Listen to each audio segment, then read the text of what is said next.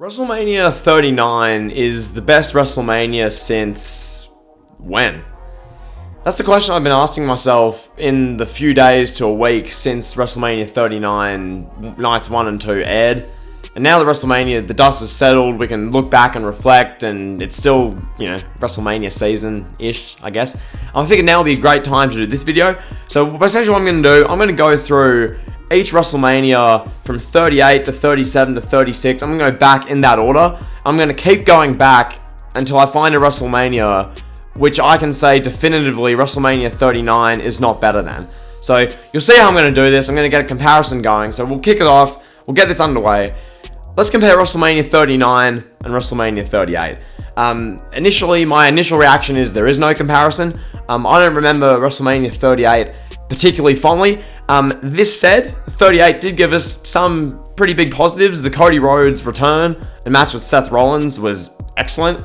That was a great WrestleMania moment and match. As was Bianca Belair versus Becky Lynch. One of the best WrestleMania women's matches ever. And elsewhere, Stone Cold Steve Austin versus Kevin Owens in their Night 1 main event, No Holds Barred match. Really good stuff. But you see, the issue with the rest of WrestleMania 38 is not much else of note really happened that was notably good. Obviously, I think Edge and Styles had a good match. That was the definition of a good match. But literally elsewhere, I mean, your main event was Reigns versus Brock Lesnar in the winner-take-all greatest WrestleMania epic match ever, and it was mid, objectively. So, yeah, look at the rest of the show. Johnny Knoxville beat Sami Zayn by pinfall. There was a mouse trap. There was just little actors running around everywhere. You had Pat McAfee versus Vince McMahon in what got voted the worst match of the year according to the Wrestling Observer. Drew McIntyre, the guy who 2 years ago main evented WrestleMania and the year prior was in the WWE title match. He had a match against Happy Corbin to blow off a 6-month-long storyline. I mean, yeah, Ronda Rousey, Charlotte Flair, in a 20-minute match. Look, 38 is just not better than 39. I need to go on much longer. 39 had 6 really good to great matches I'd happily go back and watch. WrestleMania 38 didn't have that, didn't have the moments. Just no. So 39 is better than 38. We can move on. Let's just carry on. So we moved to WrestleMania 37. Now, 37, when I look back on this show, I remember really about 3 things. I remember the awesome Roman Reigns, Edge, Daniel Bryan match. Just an excellent WrestleMania main event for the Universal title. A great triple threat match. I remember the Lashley and Drew McIntyre opener for the WWE title. That was a really fun WWE title match to open WrestleMania.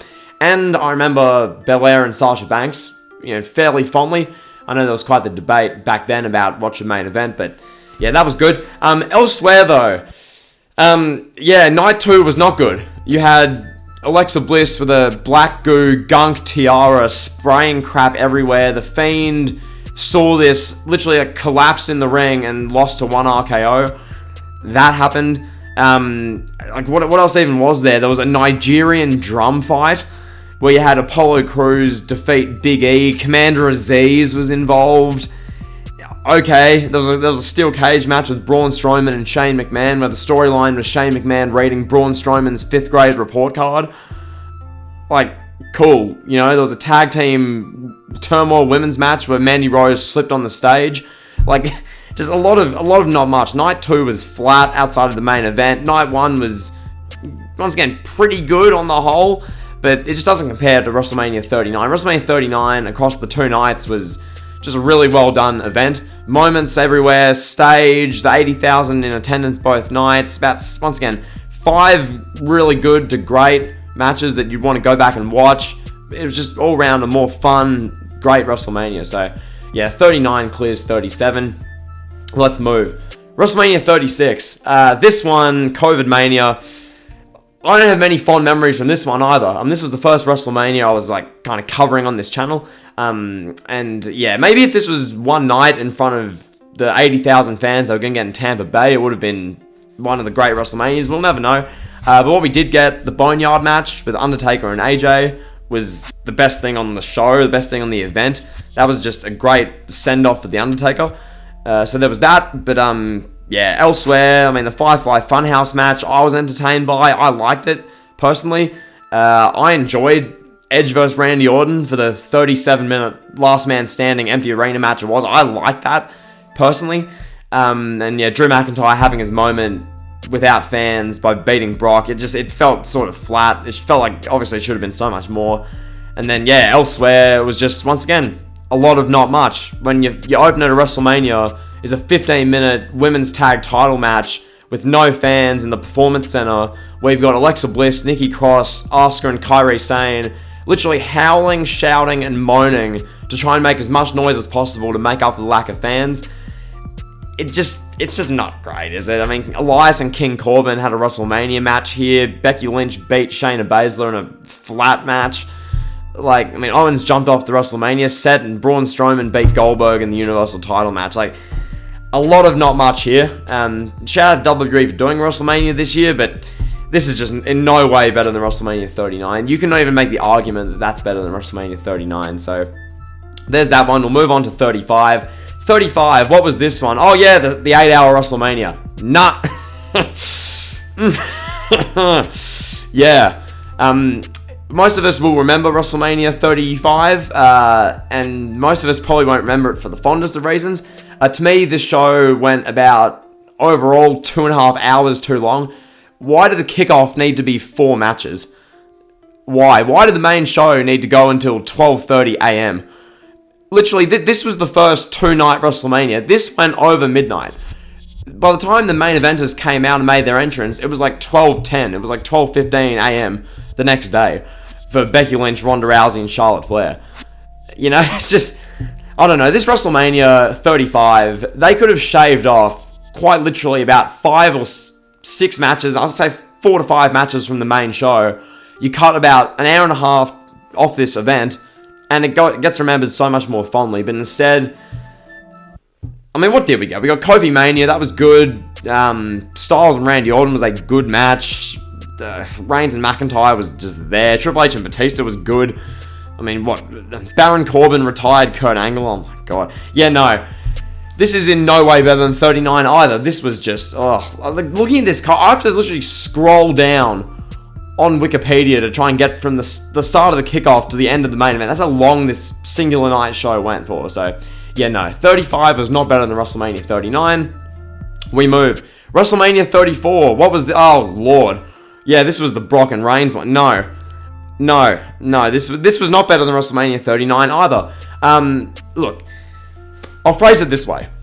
At WrestleMania 39, we had the Night 1 main event, a 5-star epic tag team undisputed championship match. The Usos, one of the greatest tag teams of all time, taking on Kevin Owens and Sami Zayn, a team with immense story, a 5-star tag match with a year-long storyline, epic, layered, long-term story.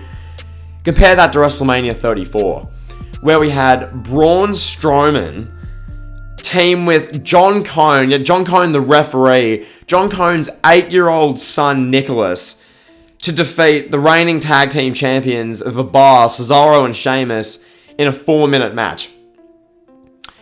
So you're comparing the highest of highs with tag team wrestling to the lowest of lows, and then I look at Sheamus, at WrestleMania 34, he's getting squashed by literally an 8-year-old child. At WrestleMania 39, he's in a 5-star match, triple threat for the IC title against Gunther and Drew McIntyre. So, yeah, this WrestleMania 34, I remember the response when this happened, people saying it's one of the most disappointing WrestleManias of all time.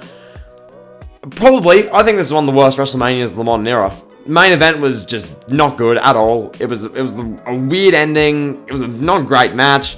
That tag title match, an 8-year-old child's beating The Bar. Styles and Nakamura should have been great, but instead it felt awkward. The women's title match from the Raw side wasn't very good. Daniel Bryan and Shane McMahon had a tag match that was a bit odd. Undertaker squashed John Cena, arguably the greatest of all time, in a 2-minute match. Yeah, Jinder Mahal win a fatal 4-way US title match. Charlotte Flair squash Asuka's momentum. The show went for like 5.5 hours.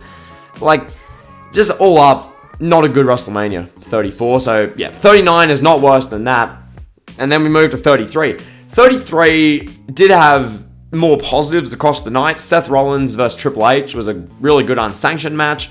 I look at Brock Lesnar and Goldberg as a really good, entertaining, fun match. I look at AJ Styles versus Shane McMahon as a good opener. And the fatal 4-way tag team ladder match where the Hardys made their return. really good. Outside of that, there was some stuff which just wasn't very good about this show. There just simply wasn't. Like the Randy Orton Bray Wyatt match where they were projecting maggots onto the ring. It was just like, bruh. And then the main event was a 25-minute match where the washed Undertaker was fighting Reigns, who no one really liked at that stage. That felt flat. A bunch of okay matches. Cena and Nikki Bella wrestled Miz and Maurice.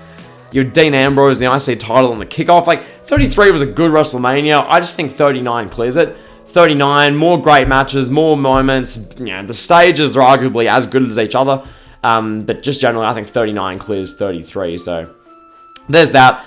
32, I'm not even going to make the case for 32 doesn't even deserve attention. It was that bad at WrestleMania. The main event was a 30-minute match where everyone knew what would happen, and it fell flat. We had The Rock coming out with a flamethrower 4 hours in, just to squash Eric Rowan in 6 seconds.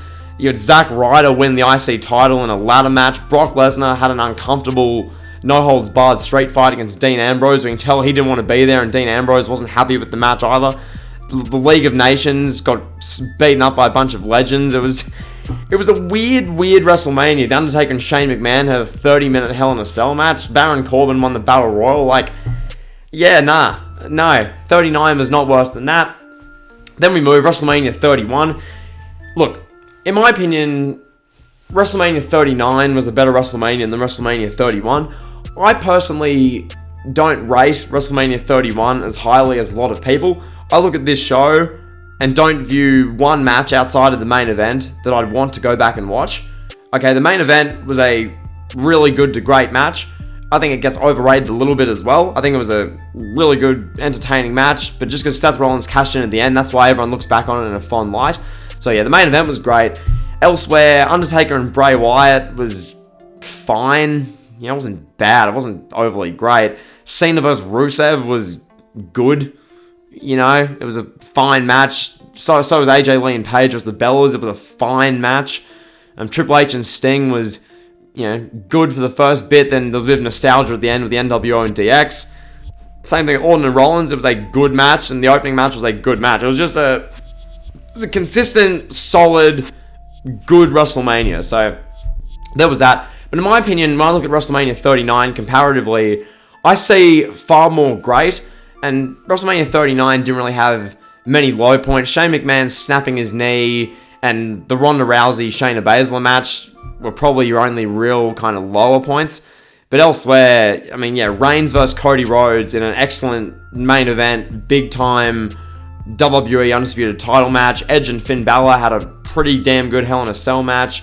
Bianca Belair and Asuka had a pretty good Raw Women's title match. Gunther, Sheamus, and Drew McIntyre had a top 3 WrestleMania IC title match ever. Brock Lesnar and Omos was a fun match. I look at Kevin Owens and Sami Zayn versus the Usos. One of the great WrestleMania matches generally. An awesome match. Rollins vs. Logan Paul was fun. Rey and Dominic was fun. Rhea Ripley and Charlotte Flair was pretty damn good. Austin Theory and Cena was decent. I look at that, and I prefer that to WrestleMania 31. That's not recency bias. I've personally never viewed WrestleMania 31 on the same tier some people do. I've just never understood it. So I'm putting 39 above 31. Then we move to WrestleMania 30. This one's where we could be ending the video because 30 did have the moments, which is one thing that 39 had a lot of great matches. I don't think 39 did not have the moments 30 did. 30 had the big epic ending where the babyface had his moment, which 39 should have had with Cody, but nonetheless, I won't get into that. And now I look at the streak breaking, and those 2 moments alone, as well as Daniel Bryan beating Triple H and the opening with the legends, even Cesaro winning the Battle Royal. Personally, I'm going to end the video. I'm saying WrestleMania 30 is the last, or the best, sorry, let me phrase this. WrestleMania 39 has been the best WrestleMania since WrestleMania 30. And that's what I'm going to say for this video. I just think WrestleMania 30, I look at, this had the great match with Daniel Bryan and Triple H, like that all-time great match. This had a really good main event. This had, Cena and Bray Wyatt in a good match, an underrated match. Cesaro winning the Battle Royal was good. A quick Shield squash match. That incredible opening segment, an incredible stage, a hot crowd. I'm giving this to WrestleMania 30. So, yeah, WrestleMania 30, the best WrestleMania you know, up until WrestleMania 39 2023. So that's going to be the video. I hope you guys enjoyed. If you did, be sure to like, comment, subscribe, and drill. See ya.